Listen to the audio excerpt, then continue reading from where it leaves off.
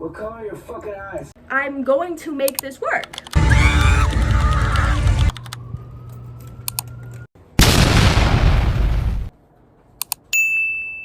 Hey, hi, hello, my name is Lo. Welcome to my channel if you are new here, or welcome back if you are not.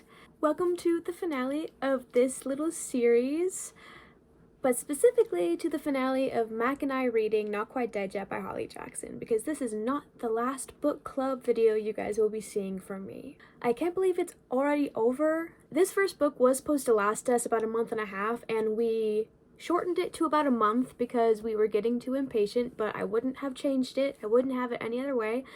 I just can't believe it's over.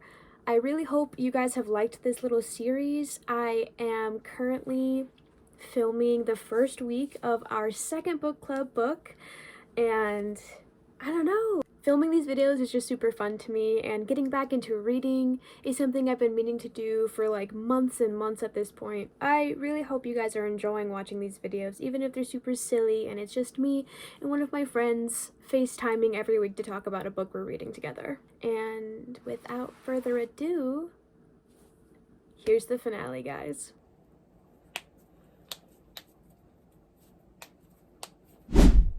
This is it, guys. This is it. The time has come.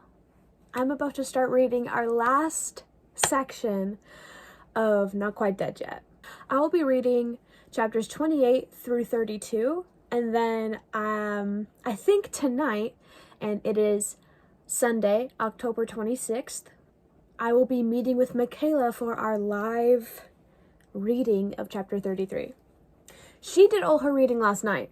We met last night for our week 5 meeting, and she said she couldn't contain herself. She needed to read right away, and she texted me at like 11 p.m. my time, which must have been around 1 a.m. Wisconsin time, that she was done. So she's been sitting on this information all day, and she's waiting for me to do my reading because I was editing for YouTube most of the day. But it is time. I don't know how to feel. I'm like excited. I'm giddy. Like the end is almost here. We're about to get answers. But I'm also like nervous for it to be over. I don't know. I don't know how to feel. And so the drink right now for reading time, I have water with a hydration pack in it.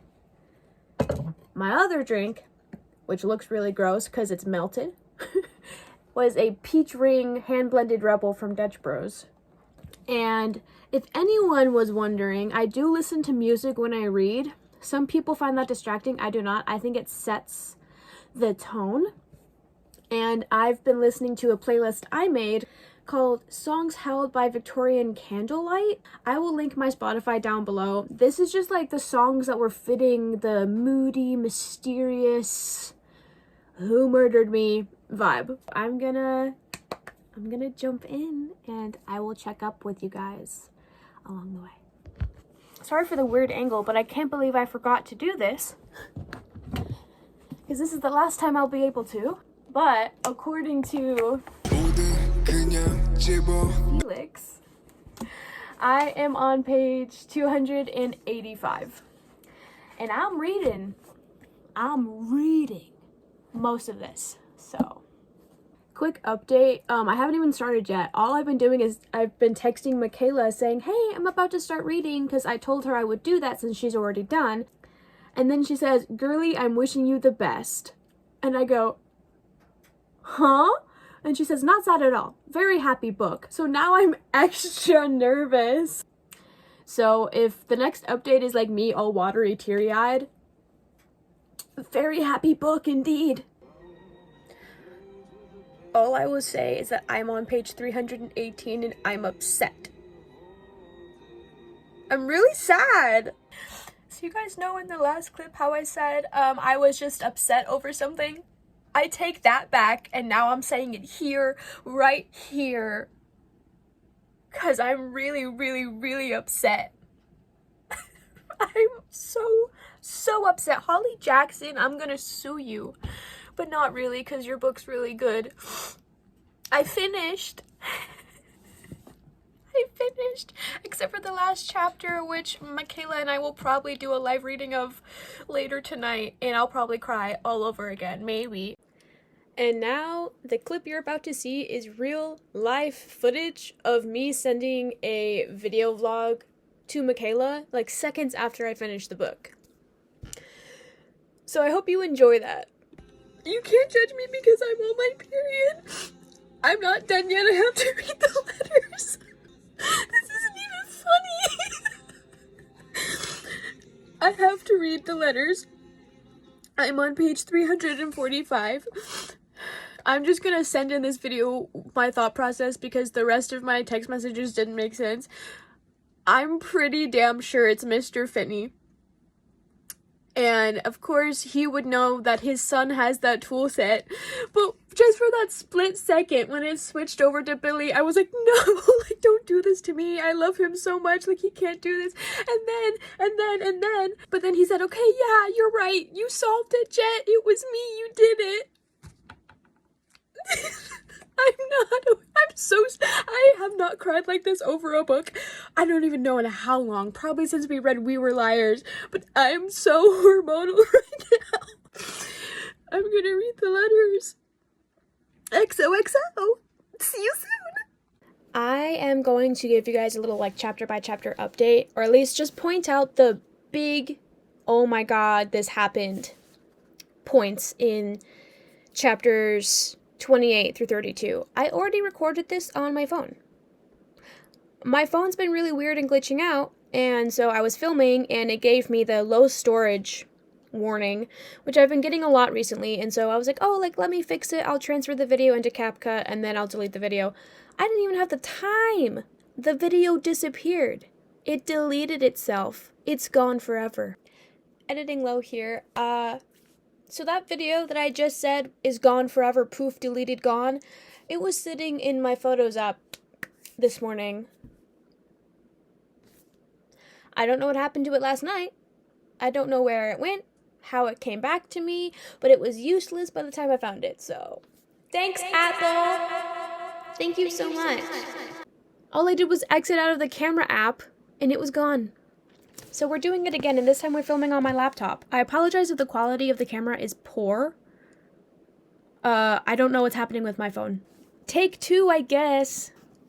Okay, in chapter 28, Billy and Jet go to the Mason house to go talk to Miss Mason. She's not home, so they're just kind of walking around. They go out and they sit in the backyard next to the pool. And this is where Jet turns to Billy and says, will you tell me again about that day? And she means about the day that Emily died, because Billy was one of the first people on the scene. So he says, well, you know, I was at home with Mom, and that's when Luke comes over and asks if I can come out to play, which he thought was really weird because Luke and Billy aren't friends, and plus, Billy is 2 years younger than Luke, so he just thought it was weird, but they played soccer together anyways.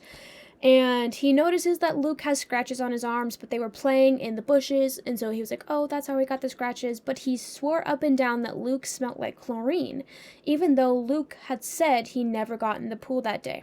Flash forward to Mrs. Finney and Billy walking Luke back home. They go through the back way because the front door is locked, and that's when they find Emily. At the bottom of the pool, her hair stuck in the drain. She's drowned. And so from that moment on, Billy and Jet go over to the Finney's house to look at old stuff that used to belong to Mrs. Finney. And they're going to try to see if there's anything in there about that big secret that Emily had or anything really helpful. And they find a work planner from 2008, which is the year that it happened, and they flipped to the page where supposedly Emily was going to go speak to Mrs. Finney about something. But that page is blank. However, the page after the day that she died wasn't. There was a small list of things she had to do, like pick up burgers from the store and plant flower beds in the backyard. But there is one more thing. It says, he was wet before. Meaning Luke was wet before they found Emily, before he jumped in and helped Mr. Finney get her out. He was already wet, which strongly alludes to the fact that Luke had something to do with Emily's death. In chapter 29, it starts out with a big fight from Sophia. She comes barging into the Mason house, yelling at Jet, saying, I can't believe you told Luke. I told you not to tell Luke, blah, blah, blah, blah, blah. She says that Luke was only doing so many illegal things to save the company from going under. And Jet says, by scamming people, that's not a good thing to do. You guys aren't being good people. And Sophia says, oh, like you're a good person? And this starts a big fight. And Sophia is about to tell Billy whatever the big secret is. And Jet is saying, no, don't, please don't, no, Billy, don't listen to her. And it comes out. Jet was part of the reason why Mrs. Finney left and abandoned her family. She wasn't the main reason, but we're suspecting she was probably just the last straw. And it says that Jet went to Mrs. Finney after school in their junior year of high school and guilt-tripped her and manipulated her into fixing a calculus test grade so she could maintain her 3.5 GPA. And Jet says, yeah, I did do that, and I used Emily. I shouldn't have used her death to get pity points. I shouldn't have done that to your mom, period. I'm so sorry, but if I lost my GPA, I wouldn't have gotten into Dartmouth, and she was only going to Dartmouth so she could be Emily 2.0. But she's like, Billy, I'm so sorry. Like, I know it was wrong. I didn't mean to do it. Like, I wish I didn't do it. But Billy storms off. He's obviously really upset. And Jet goes after him. She's running, she's sprinting, and before she can make it to Billy, she gets arrested for the Mason construction factory fire. They arrest her for second-degree arson and they take her in. So chapter 30 starts off with her mugshot, and it goes into her being interrogated, saying, you know, like, we have evidence that you were there, your truck was there, we have all this evidence. And she's like, what evidence? And apparently a witness stepped forward with photo evidence that Jet had been there. And she was like, a witness? What witness? And they said, we can't reveal that, but they got an alert about the alarm being disabled. And so she's like, do you mean my dad? And she pauses and she's like, you mean Luke. Luke gave you this photo. Isn't it suspicious that he was there too? Why don't you think he's a suspect? But while she buckles down on her quote-unquote alibi, which is Billy, but she says that they stayed in her truck all night long. They didn't do anything in the factory. She sticks with her alibi, but they can still hold her for a maximum of 48 hours, and Jet knows she only has about 36 hours left. So while she's in her cell waiting, they walk JJ past because he's on his way to court because they're going to try him for murder or attempted murder. And so he's finally able to see Jet, and he says, I didn't do it. I would never hurt you. I'm so sorry about the loan. I pulled it out because of Henry. And Jet just keeps saying, I know it wasn't you. And they take him away. And then Jet is able to make her phone call, and she calls Billy. He does not answer, but she leaves a really long voicemail, and eventually she gets escorted back to her cell, where she asks Mr. Finney for a pen and a lot of sheets of paper, because since she doesn't know how long she'll be in the jail cell, she's going to write her goodbye notes. Chapter 31 starts with Jet being released, and she's confused because she didn't call her parents, she didn't ask anyone to come bail her out, and it's Billy. He has come to bail her out, and you know, she says, I guess you got my voicemail, and he says, yeah, it was pretty long, and then they kind of look at each other, semi-make up without really having to say, like, I forgive you, and everything's good. It's all good again. They go straight to Mason Construction, the burn site, because Luke is still there. He hasn't left since the fire, and Jet is hot and heavy on him. I know you started the fire. Just tell me, did you know I was inside? And he doesn't really answer, so she asks again, did you know I was inside? And he says yes. And then she says, so you were trying to kill me? And he says, no. I knew you'd make it out in time. I was trying to stop you. But she had already saw all of the fraud, so that didn't really go anywhere. And this big fight turns into her confronting him about Emily, and it all comes out, and he says, I didn't mean to. I didn't mean to kill her because he had lost his temper, and he pushed her head underwater, and he's like, well, I couldn't stop because if I stopped, she would tell mom and dad, so I just kept going, and then she died. So Luke killed Emily. It was technically still an accident, but he lost his temper because he said she said something really mean. And what did Emily say, you might ask? She said I wasn't even a Mason anyway, that dad wasn't my real dad. So yeah, you heard that right. Do you remember those out there theories from last episode? Really out there. And, I have an out there theory as well, so why don't we just share them? What's your out there theory? What if Luke is an illegitimate child? Diane had an affair with Mr. Finney. What if that was Luke? And that's why. Luke has anger issues, and maybe Luke's actually this crazy, wacko guy, and Emily's death wasn't an accident, because you know who was home with Emily when she died? Luke. Yeah, they were both right.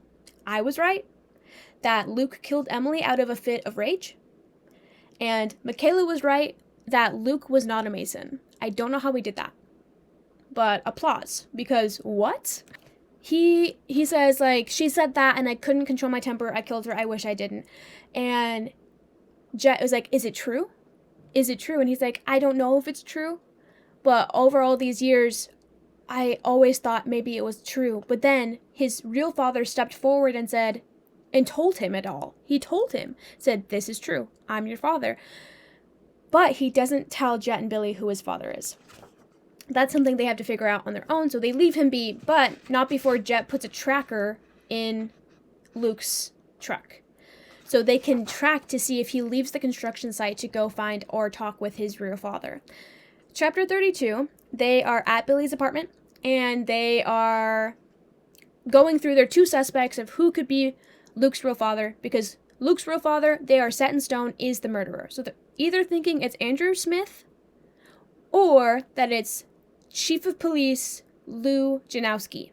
And they're going over why it could be either of them. They're coming up with a plan that if Luke doesn't move in an hour, they're going to Diane Mason to be like, you need to tell us. You need to tell us because this is important.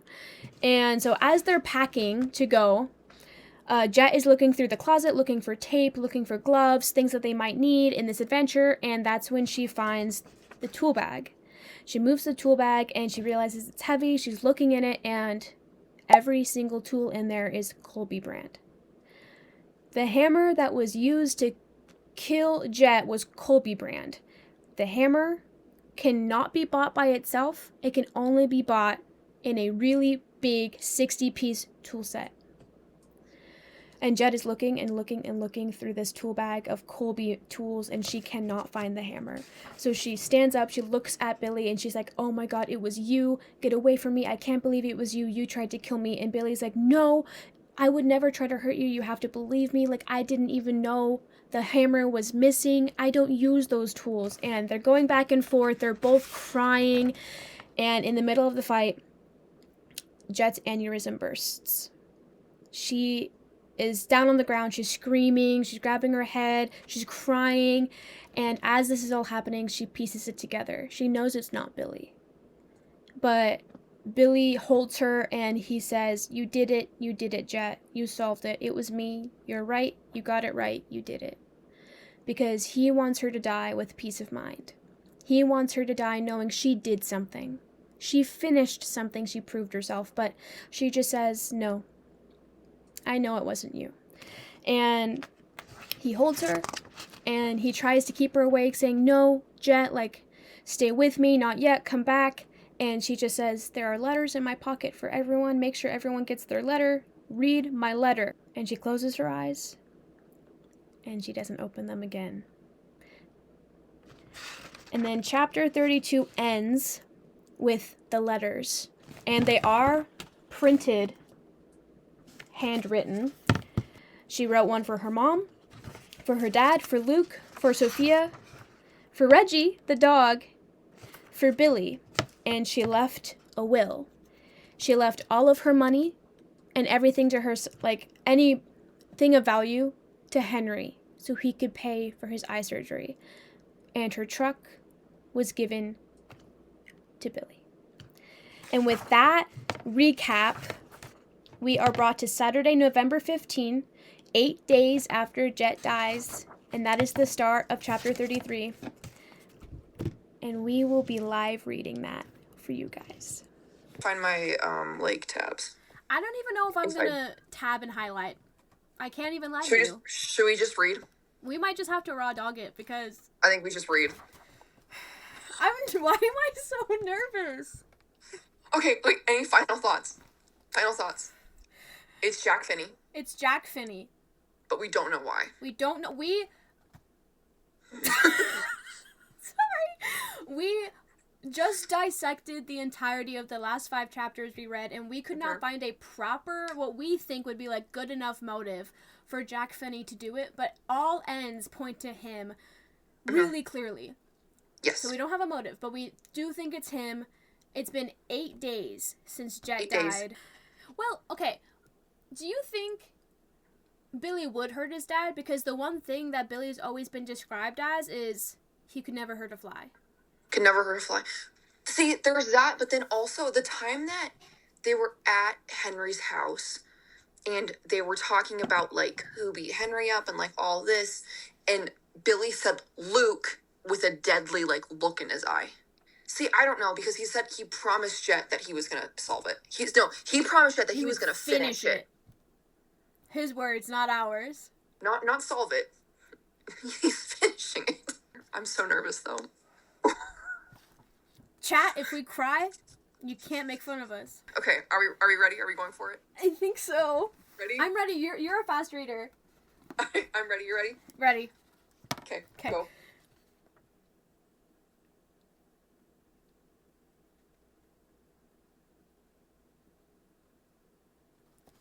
Oh, it's already different than I thought.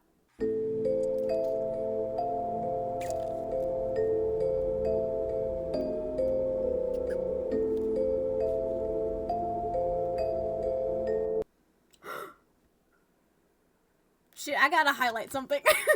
I'm sorry. I know we said we were raw dogging. Maybe I'm gonna highlight 2, and then I'm gonna go back and then. I wonder if we're highlighting the same line right now.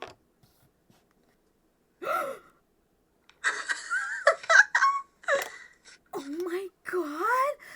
Oh my god!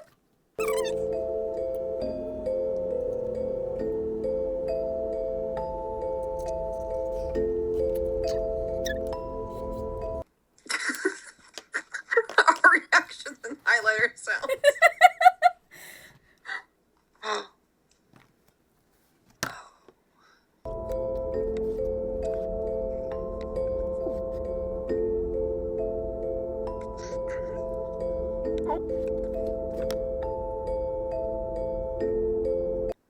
Oh, sorry, I'm sad.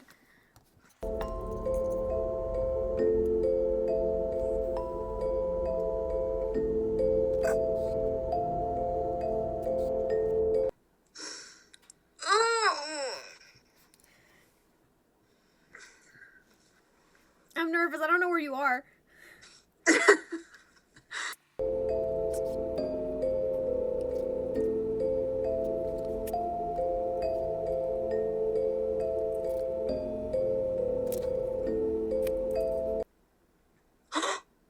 Stop. Shut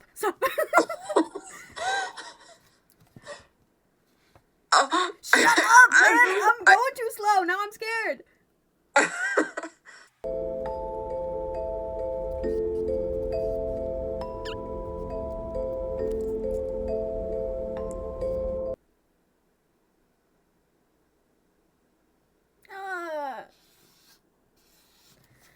You get all these gasps, and I'm over here sad. Like, where are you? Like, I'm scared.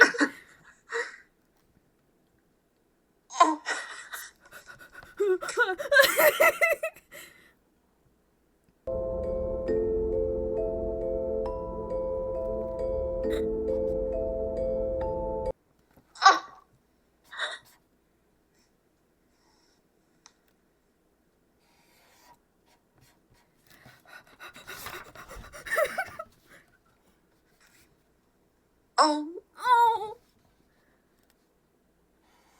Ah. Oh no. No, stop. Stop. I know you're ahead of me. I can feel it. No, it's fine. It's fine. You keep reading. Are you done? Yeah. No, you're not done. Oh. Mac, we've been recording for 12 minutes. And you have to take in that we were chatting for like 3. Are you kidding? I'm on page 374. That was the worst thing I've ever read. Fuck. Okay, so now you just get to watch me react.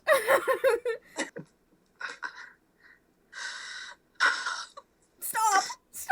Sorry. Are you crying? No. Am I gonna cry? Oh, hopefully not. Look at me. Look at the camera. Am I gonna cry? Are you lying? I would like to make a formal announcement that Macayla is the biggest liar that I've ever met. Do I really read that fast? You were reading faster than me. Oh, I flew through that. Keep reading. Okay.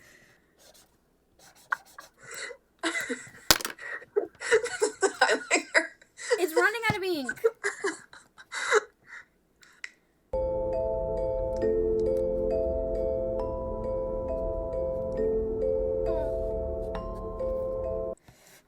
Go, Billy.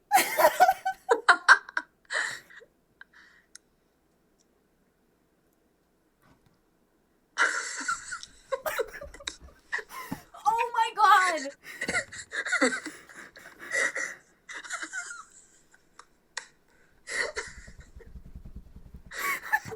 Can we do this with all of our book club books? Yeah.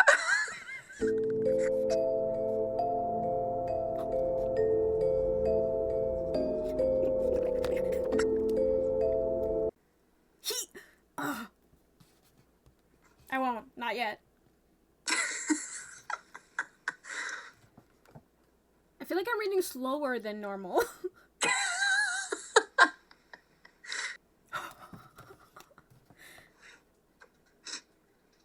No, no, no, no!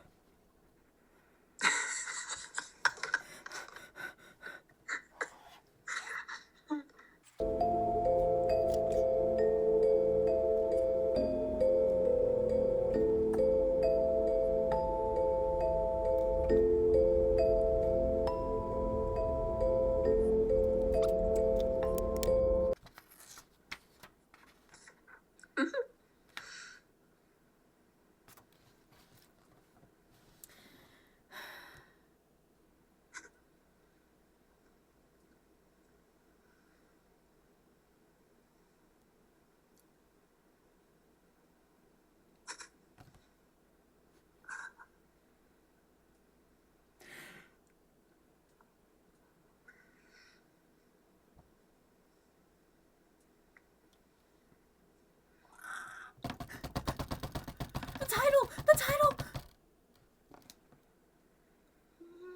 But if it's a frog to you, then it's a frog to me too. And I swear I'll always play it because I wrote this little song.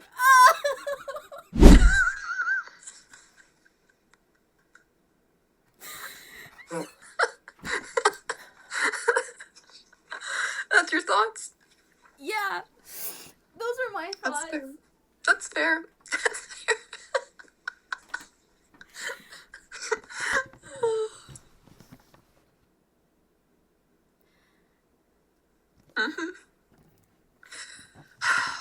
That's Discuss? not how I thought that was gonna go.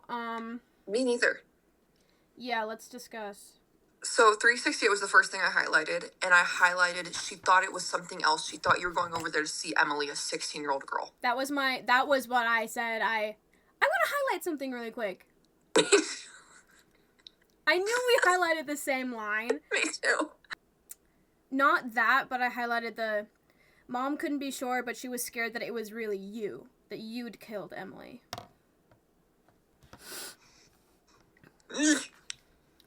On 370, I wrote that you keep in touch with your son. You look out for him, play golf with him twice a week sometimes. You never asked me to play golf. Mm-hmm. I highlighted that too. It was right in front of our fucking face too the whole time. That's what pissed me off. We had the motive. We didn't realize it though. I know. Or I didn't realize that the motive was attacking her parents so much. I didn't for it either, because once it got to... On page 371, it says, and you realize that Jet was the only person standing in your way. I had to, like, sit back and think. I was like, is she the only thing standing in his way? Mm-hmm.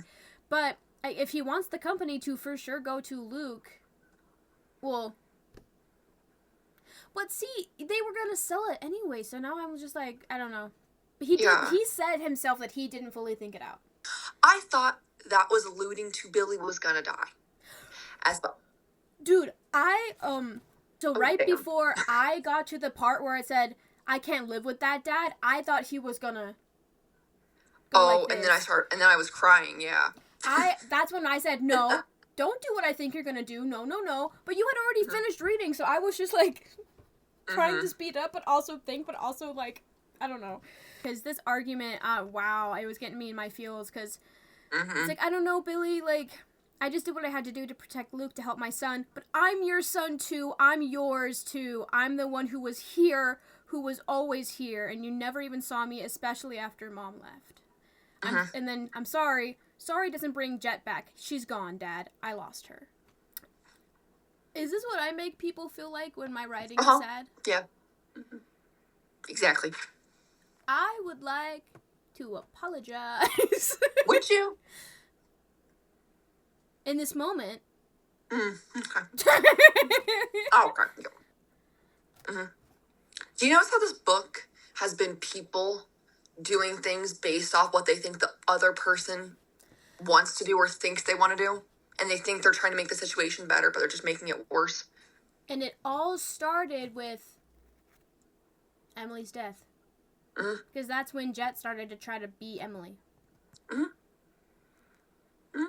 Yeah. And then Sophia started killing their dad because she thought it would be the process to help Luke. And Luke burned the company down to hide his trail. Yep. Because he thought someone was going to find him out. And Jack thought Jet was in the way. That's... Yeah. You know what sucks is that, like, Diane and Jack were having an affair for supposedly maybe at least 14 years. Why the fuck didn't they just get married? I know. Why bring in Scott? Why bring in Mrs. Finney? Like, I know they were both already married, but, like, why continuously be married? 14 years? I don't know. Yeah, I saw that. I saw you were like this. You were like...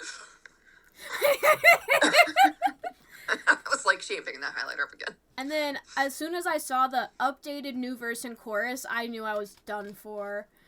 Yeah, that's when I started crying. It was, like, cute and all until I got to the, I'll do what you asked, leaving at last, find new stars, okay, I'm going, wish me luck in your little blue truck. That got me, and then the frog line, I read it out loud and I was sobbing.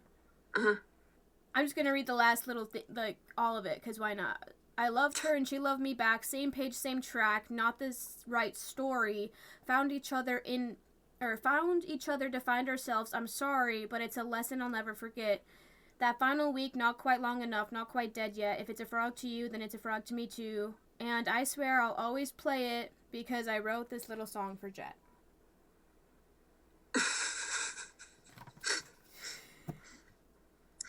And that's it.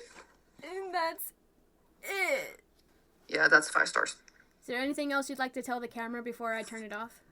You should read this book, and you should read every other book that Holly Jackson has wrote, because every single book of hers is literally the best thing I've ever read, and it's always different, and she never is predictable. Ever. She confuses me, and I hate her for that. How did you... Go read Holly Jackson. Oh, yeah, go read Holly Jackson. Free promotion right here. How did you like our very first book club book experience? I thought that was the best thing we've ever done. I thought it was so fun, and I liked how, I feel like I'm always scared to do actual book clubs because of how serious they take it. We had a lot of fun with ours. And you and I just, like, made it such a serious thing when we were trying to investigate it. It made it like our own Criminal Minds episode. We really tried, and I think we did a damn good job. Were we really off at the beginning? Yeah, but how the hell 100%. were we ever gonna guess that it was Finney because Luke was his child with Diane at the very beginning? I don't know. Yeah. Would you like to tell viewers what we're reading next? I mean, how do you want me to do this? Just hold up to the camera. You say it and I hold it up? What? You can say it and hold it up. I don't care. Fine. Our next book club book is The Wasp Factory by Ian Banks. And it's another kind of like horror-y mystery thriller, but we're from the perspective of a serial killer himself. So. And it's a lot shorter. It's very short. It's only it's not even 200 pages. It's 184 pages. Yeah. So see you in 3 weeks. Maybe. Maybe 3 weeks. You know, I didn't realize that in this entire video, it looks like I only own the Superman shirt. Because I was wearing it while I was editing, and I was wearing it during the finale sequence. I swear I own other shirts. Like, look, pierce the veil, baby. I own more than one shirt. Welcome back. I hope you guys liked that. The live reading was so much fun. I knew Macayla was a fast reader, but she beat me by like 10 minutes. I think that is a new tradition we'll be keeping, is doing the live reading together of the last chapter. That's it for this week's video. I hope you guys liked it. I hope you guys enjoyed yourselves. Leave a like, maybe subscribe if you want to see more book club videos. And shoutouts of the week go to, obviously, Miss Macayla, Holly Jackson, thanks for another kick-ass book. Shout out to Billy Finney. You are fictional and you're not real, but I love you so much. And of course, as always, you guys can probably say it with me now. Shout out to Corpse Husband. And that is all. I will see you guys in the next one. Mwah. Drinking all this coffee. These last few weeks have been exhausting. I'm lost in my imagination, and there's one thing